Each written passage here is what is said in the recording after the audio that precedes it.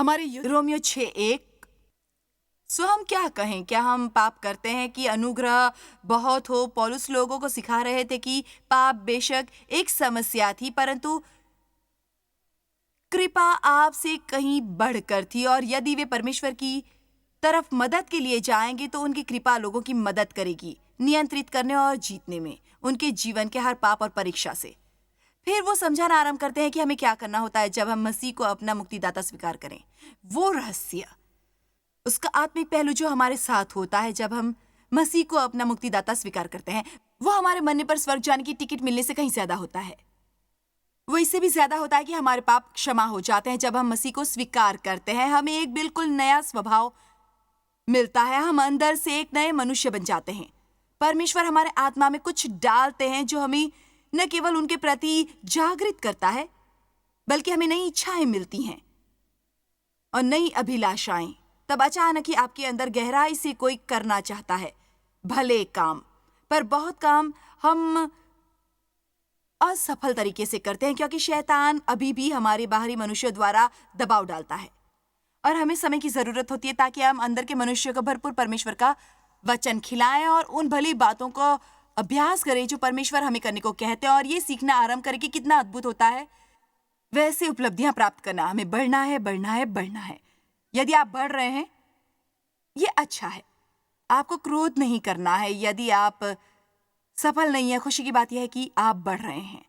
हम बहुत समय गुजारते हैं परेशान रहकर क्योंकि हमने मंजिल नहीं पाई, और ये हमें रोकता है सफर का, जीवन का आनंद लेने से। बाइबल के अनुसार हम लगातार रूपांतरित होते हैं उनकी छवि में, लगातार रूपांतरित। यीशु हर वक्त परमेश्वर की दाहिनी ओर बैठते हैं और हमारे लिए मध्यस्थता करते हैं। इसका अर्थ है कि हमें लगातार उनकी जरूरत होती है।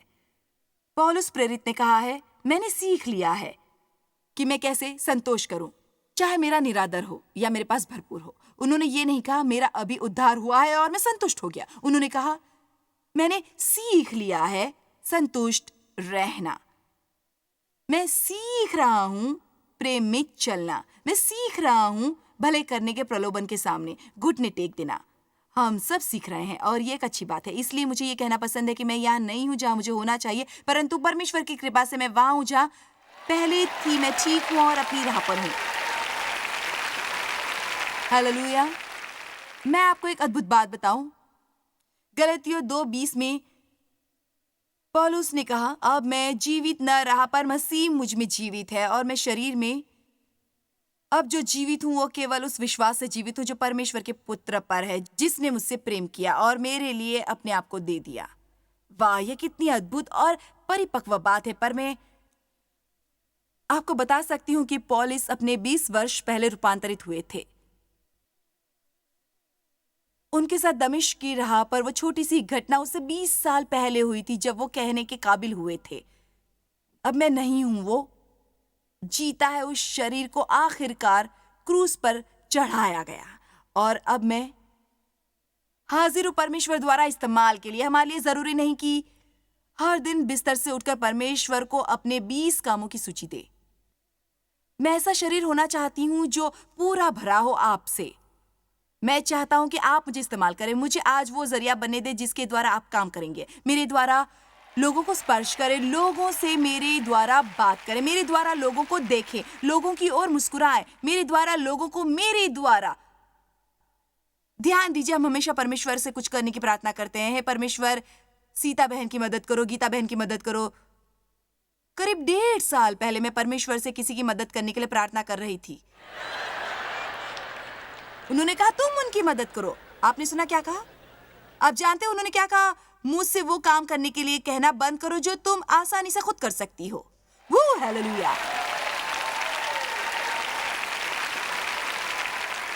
हम अक्सर परमेश्वर से किसी के लिए कुछ करने की प्रार्थना करते हैं, वो करने की जो उन्होंने हमें काबिलियत दी है कि हम कर सके, पर हम वो बलिदान नहीं करना चाहते। यदि परमेश्वर हमें कोई जरूरत दिखाते हैं तो उसका कारण यह होता है कि हमें आनंद मिले वो जरूरत पूरी करने का। वो नहीं चाहते कि हम प्रार्थना करें कि कोई अन्य वो पूरा करे। आयत 2 रोमियो 6। हम बहुत तरक्की कर रहे हैं।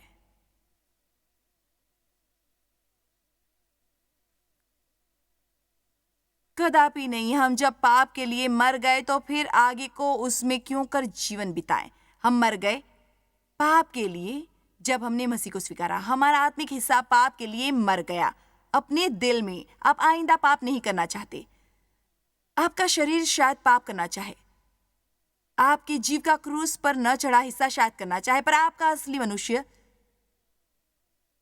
आपका नया रूप, आप जो नई सृष्टि हैं और नए सिरे से जन्मे हैं, पाप नहीं करना चाहते। इसलिए आप वो नहीं कर सकते बिना असुविधा महसूस किए। आप पाप करके सहज रह सकते हैं जब आपका नया जन्म नहीं हुआ होता, पर आपको वो करना कठिन लगता है जब आपका नया जन्म होता है। बशर्ते आप न हो बहुत बहुत पत्थर दिल इंसान और बहुत संवेदनाहीन हो पवित्र आत्मा के प्रति। ये भी मुश्किल है पर खतरनाक है।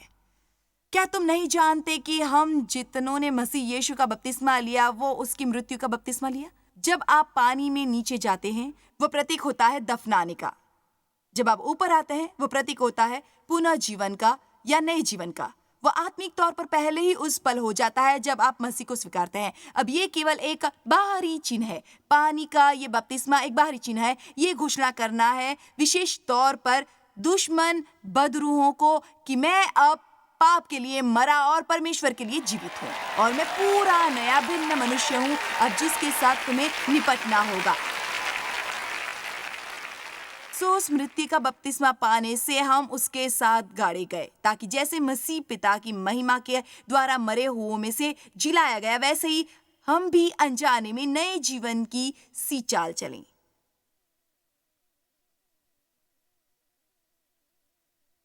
ताकि हम भी आदतन नए जीवन के अनुसार जिए और व्यवहार करें।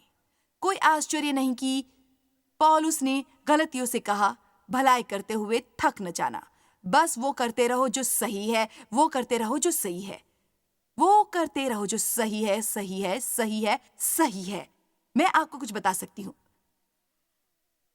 मेरी तरफ देखिए, ये बहुत महत्वपूर्ण है। आपको वो करते रहना होगा जो सही है कुछ समय तक, जब तक आपको सही नतीजा न मिले।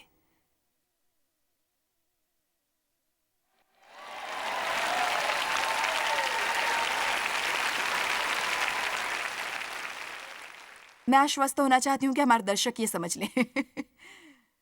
आपको वे करते रहना होगा जो सही है कुछ समय तक, तब जाकर आपको सही नतीजा मिलेगा।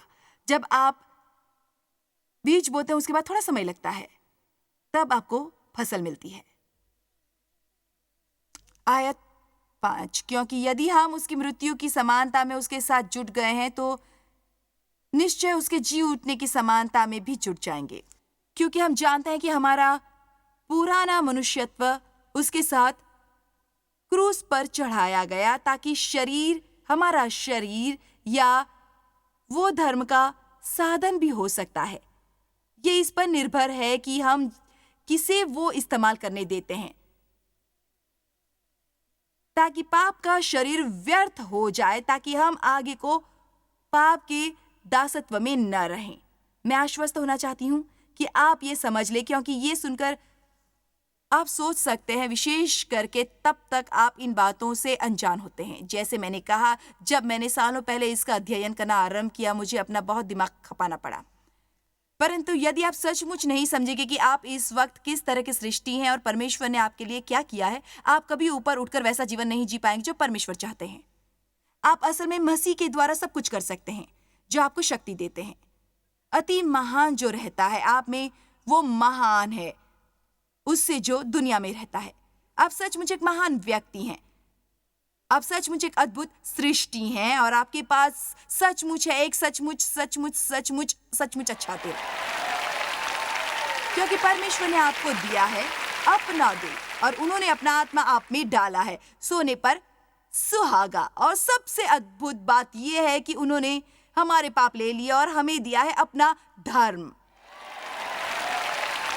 आप धर्मी हैं परमेश्वर के साथ मसीह के लहू के द्वारा, और आपके आत्मा में मौजूद है नैतिकता, बुराई नहीं। बुराई आपकी जीत में हो सकती है, आपके शरीर द्वारा बुराई प्रदर्शित हो सकती है, परंतु आपके आत्मा में धार्मिकता होती है। आप भरे हुए हैं परमेश्वर के धर्म से, सही इच्छाओं से और सही करना चाहते हैं। परमेश्वर कभी हमें बाहर दुनिया में जाकर सही करने को न कहता यदि उन्होंने हमें सही करने का साथ सामान न दिया होता। तो फिर ऐसे होता है, आपके पास वो होता है जो जरूरी है। आपके पास सामान है, पर शैतान नहीं चाहता कि आप ये जाने। वो आपको इस सोच में लगाए रखता है कि आप कितने बुरे हैं, किसी काम के नहीं हैं और अक्सर असफल होते हैं और कुछ नहीं कर पाते, ये नहीं आता, वो नहीं आता।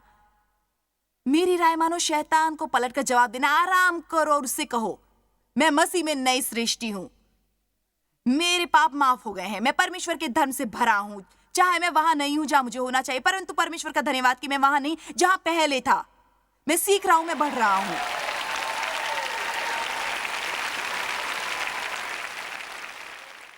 आपको इस पर ध्यान लगाना है कि आप मसीह में कौन हैं। इसका यह अर्थ नहीं कि हम अपनी गलतियों के लिए जिम्मेदार नहीं है, पर ऐसा नहीं कि हम हर वक्त उनके बारे में सोचे, कुछ ना करके ये सोचते रहें कि हम क्या नहीं करते, क्या नहीं करते, क्या नहीं करते।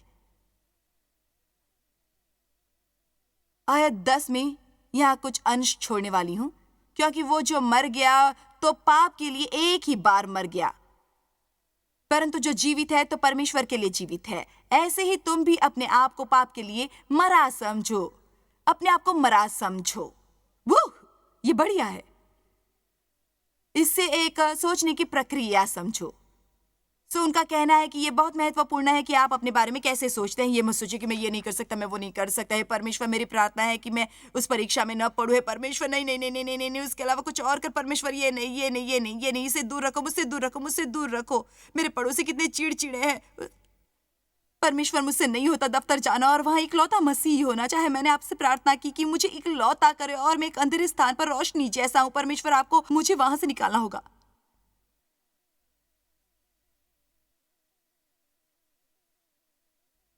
जी हाँ, उफ उफ उफ उफ उफ। यदि आप अपने दफ्तर में अकेले मसीही या अपने पूरे परिवार में अकेले मसीही हैं, अच्छा होगा आप 25 बार सोच लें और 1 साल और प्रार्थना कर लें इससे पहले कि आप सबको छोड़कर जाने का फैसला करें और उन्हें पूर्ण अंधेरे में रहना छोड़ दें। इतनी बढ़िया प्रतिक्रिया के लिए धन्यवाद। हम प्रतिक्रिया क्यों नहीं दिखाते? क्योंकि हम सोचते हैं, देखिए, मुझे ये करने के लिए बहुत असुविधा होती है। अपने को समझे, पाप के लिए मृत और जीवित धर्म के लिए। आप अपने बारे में कैसे सोचते हैं? देखिए, ऐसा है कि जब मैं चॉकलेट वाले बिस्किट देखता हूं, मेरा एक से काम नहीं चलता, मुझे सब चाहिए। मुझे सचमुच कई लोगों ने ये कहा है, मेरे लिए एक बिस्किट काफी नहीं होता। बहाने बनाना बंद कीजिए। आप एक बिस्किट खा सकते हैं, बिना खाए भी रह सकते हैं। आप 2 बिस्किट खा सकते हैं, आप खा सकते हैं, परंतु बिना खाए भी रह सकते हैं। आपका नया जन्म हुआ है, आप पवित्र आत्मा से भरे हैं। आपको गुलाम बनकर नहीं रहना है बिस्किट के एक टुकड़े या समोसे या बियर की एक बोतल या मादक पदार्थ या असंतुलित खाने पीने की चीजों से। आपको केवल यह जानकारी की जरूरत है कि आप मसीह में कौन हैं, और शैतान को बताना है कि आप जानते हैं कि आप मसीह में कौन हैं।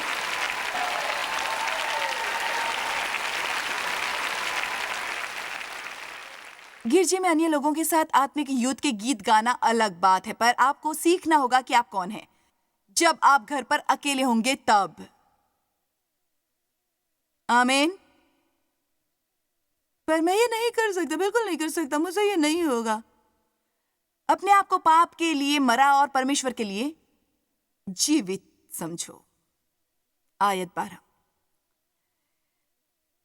इसलिए पाप तुम्हारे मरणहार शरीर में राज्य न करे। क्या आप आयत 13 के लिए तैयार हैं?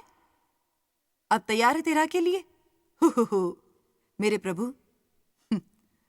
अध्याय 6 आयत 13। और न अपने अंगों को अधर्म के हथियार होने के लिए पाप को सौंपो, पर अपने आप को मरे हुओं में से चिरस्थायी जी उठा हुआ जानवर परमेश्वर को सौंपो, और अपने अंगों को धर्म के हथियार होने के लिए परमेश्वर को सौंपो।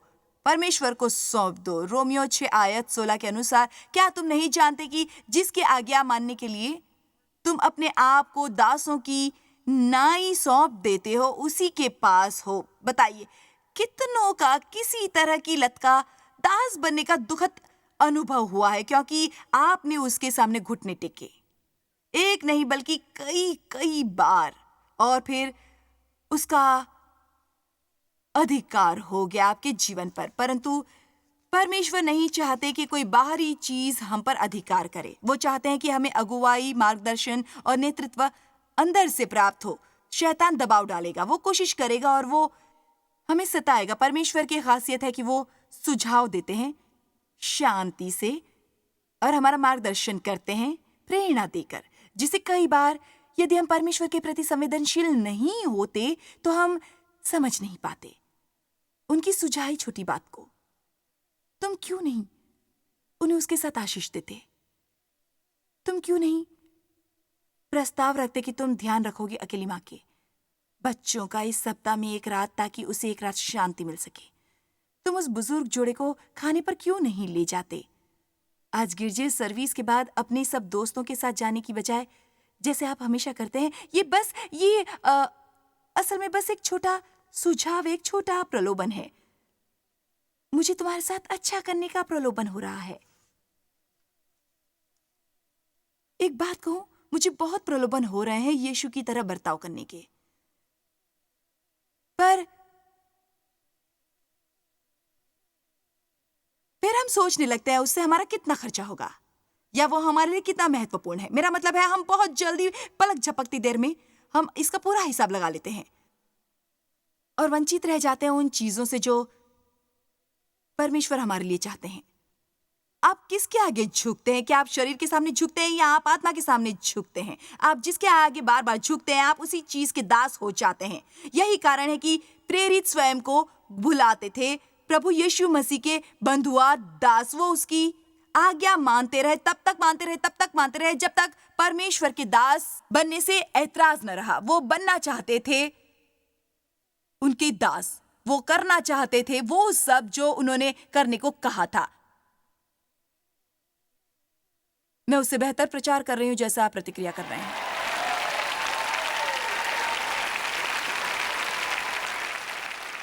आइए रोमियो 2:15 देखते हैं। और जो मैं करता हूं उसको नहीं जानना, क्योंकि जो मैं चाहता हूं वो नहीं किया करता, परंतु जिससे मुझे घृणा आती है वही करता हूं।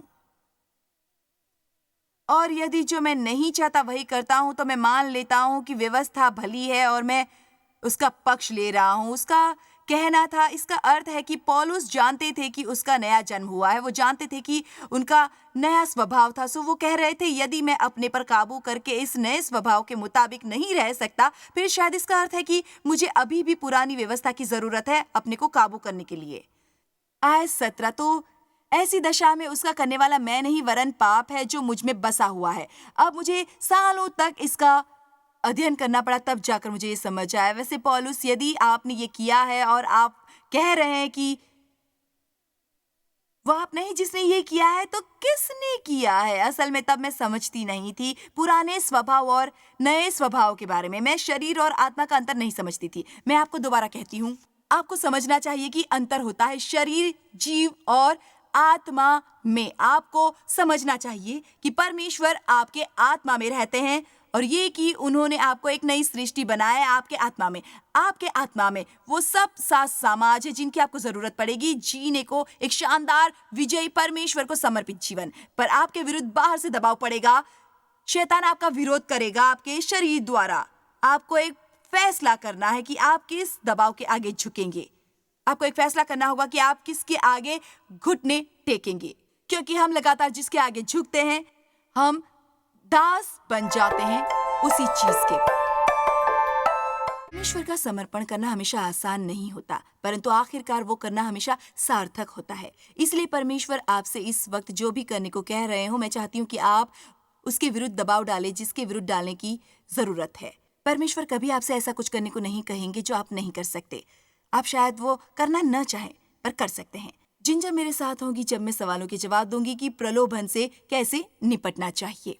धन्यवाद जॉयस। इसीलिए उसकी 100 लाइन जो आप सिखा रही थी, और ये एक हकीकत है, पर हम लगातार जिसके आगे झुकते हैं, बात मानते हैं, चाहे वो सही काम करे या गलत काम करे, हम सचमुच उनके दास बन जाते हैं, हम भला करें या बुरा काम करें। इसीलिए इनमें से बहुत से सवाल उन खास पहलुओं से संबंधित है जो हमें कई बार कठिन लगते हैं, पर मुझे ये सवाल पसंद है क्योंकि हम सभी को ऐसा अनुभव होता है।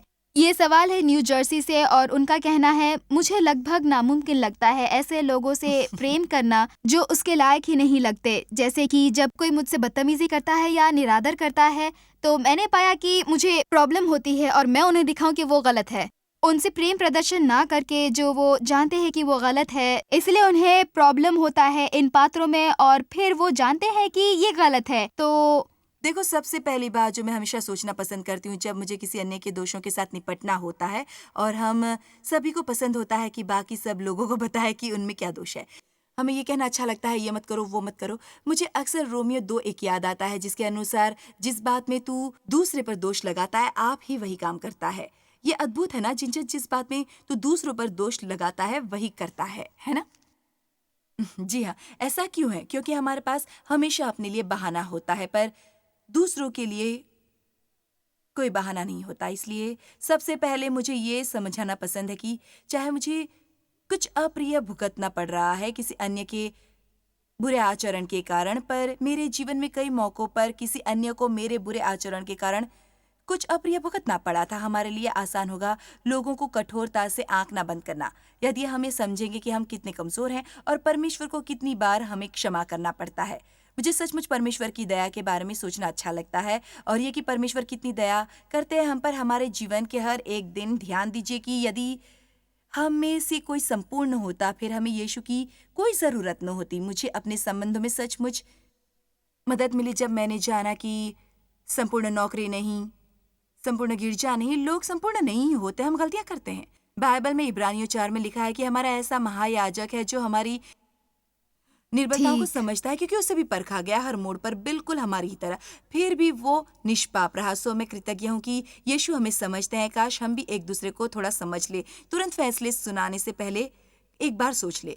मेरा मतलब है जब कोई खुलकर आपसे बदतमीजी करता है हमें सबसे पहले इच्छा होती है कि उन्हें उनकी औकात दिखाएं, परंतु हम सीख सकते हैं इन भावनाओं पर प्रतिक्रिया न करना, प्रतिशोध न लेना उनके आधार पर, बल्कि असल में वचन पर अमल करना। और असल में ये अनुशासन है। बिल्कुल, और उसमें समय जी लगता है। हाँ, मैंने हाल ही में सुना था, पर मुझे याद नहीं किसने कहा था कि हम दूसरों को उनके कार्य से आंकते हैं पर अपने आप को इरादों से आंकते हैं। क्योंकि मेरा इससे ये मतलब नहीं था, पर तुरंत निर्णय पर पहुंच जाते हैं कि हाँ, उसका वही मतलब था बिल्कुल क्योंकि सही उन्हें कहा पता नहीं आपने। उनके इरादे क्या या है। किसी दिन हमें कोई शारीरिक कष्ट होता है इसलिए हम चिढ़ते रहते हैं और हमें इस बारे में पता ही नहीं होता, और इसलिए हमें सचमुच कभी पता नहीं होता कि किसी और पर क्या गुजर रही है या उन्हें क्या समस्या है। हमें जीवन में ये सबक सीखना पड़ता है कि जिन लोगों के साथ हमें बाजार में और दुकानों इत्यादि में व्यवहार करना पड़ता है, कई बार वो इतने चिड़चिड़े और बदतमीज होते हैं कि हम सोचते हैं कमाल है, मैं यहाँ अपने पैसे खर्च क्यों कर रही हूँ और तुम और अन्य लोग ऐसे दिखा रहे हो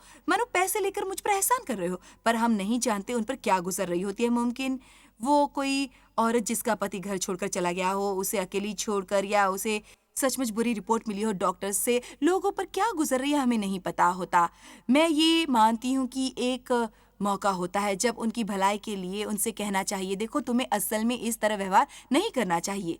अच्छा नहीं लगता जब ग्राहक के तौर पर आओ और तुम्हारे साथ ऐसा व्यवहार किया जाए। याद रखिए हमें हमेशा निश्चित करना है कि हम ये प्रेम से करें, ये सोचकर और नहीं आपने और बहुत ठीक है अच्छा मैंने किया। अच्छा किया। अच्छा, एक और सवाल जो मेरे ख़्याल से बहुत अच्छा है और एक वचन है जिसका ये बहुत बढ़िया जवाब देता है। ये कैली है लंदन से और वो पूछ रही हैं कि मैं अपनी प्रॉब्लम के बारे में प्रार्थना करती रहती हूँ। मैं परमेश्वर को मेरे दिल की इच्छाएं बदलने के लिए कहती रहती हूँ। बहुत बार प्रार्थना करती हूँ, पर फिर भी मैं महसूस करती हूँ कि मैं बदली नहीं हूँ। कई बार मेरा हाल बदतर होता है, पर मैं जानती हूँ परमेश्वर ये कर सकते हैं। यदि मैं उन्हें करने दूँ, तो कैली को क्या करना चाहिए? वैसे तुम किस वचन के बारे में सोच रही हो? भजन संहिता में ये लिखा है कि यदि आप प्रभु में आनंद लेंगे तो वो आपके दिल की इच्छाओं को जरूर पूरी करेंगे। इसका ये हाँ, मतलब है कि वो हमारे दिल में वो इच्छाएं भरेंगे जो वचन के अनुकूल है। मुझे एक वचन याद आ रहा है जिंजर, एक पतरस में से, जिसने सालों पहले मेरी सचमुच मदद की थी जब मैं ये सब समझने की कोशिश कर रही थी। यदि मैं वो करना चाहती हूँ जो सही है, पर मैं फिर भी नहीं कर पा रही हूँ जो सही है, और मैं बहुत कोशिश कर रही हूँ वो करने की जो सही है। तो परमेश्वर मदद क्यों नहीं करते? और पतरस 5:10 के इस वचन के अनुसार, अब परमेश्वर जो सारे अनुग्रह का दाता है, तुम्हारे थोड़ी देर दुख उठाने के बाद आप ही तुम्हें सिद्ध और स्थिर और बलवंत करेगा। अब मैं जानती हूँ कि हमारे पास ज़्यादा समय नहीं है इस पर बहुत सिखाने के लिए, परंतु मुझे इससे समझ आता है कि कई बार जब मैं अपनी कोई गलती मानती हूँ, परमेश्वर भी मुझे मदद करते हैं। कई बार हमें उसके कारण थोड़ा कष्ट उठाना पड़ता है जो हमने किया होता है, ताकि हम समझ लें कि ये ऐसा काम है जो परमेश्वर को नापसंद है। मैं बस इतना जानती हूँ कि यदि कोई वो कहना चाहे जो सही हो, यदि वो जारी रखे अध्ययन करना और उस पक्ष में परमेश्वर से मदद मांगना, फिर वो उससे मुक्त होंगे। परमेश्वर आपकी सुनेंगे और आपको मुक्त करेंगे। बाइबल के अनुसार वो हमेशा महिमा पर महिमा बदलते हैं। इसका अर्थ है थोड़ा थोड़ा थोड़ा करके, और फिर अचानक हम पीछे मुड़कर देखकर कहते हैं, वाह, परमेश्वर ने मुझे बदला है, मैं वैसा नहीं हूँ जैसे पहले था। जॉयस मायर मिनिस्ट्रीज में आप हमारे लिए कितने अहम हैं, इसका आपको अंदाजा नहीं। हम आपके आभारी हैं और हम धन्यवाद करते हैं अपने सब मित्रों और सहयोगियों का कि उन्होंने इस विश्वव्यापी सेवकाई को संभव बनाया। मिलकर हम भूखों को खिला रहे हैं, गरीबों को पहना रहे हैं और कई देशों में सुसमाचार पहुंचा रहे हैं। कृपया हमसे संपर्क करें या विजिट करें jmmindia.org पर। आज ही अपनी प्रार्थना के अनुरोध बताने के लिए, हमारे साधनों के बारे में और जानकारी और जॉयस की सभाओं का शेड्यूल जानने के लिए, और हमारे सहयोगी बन जाएं दुनिया भर में मसीह का प्रेम बांटने के लिए।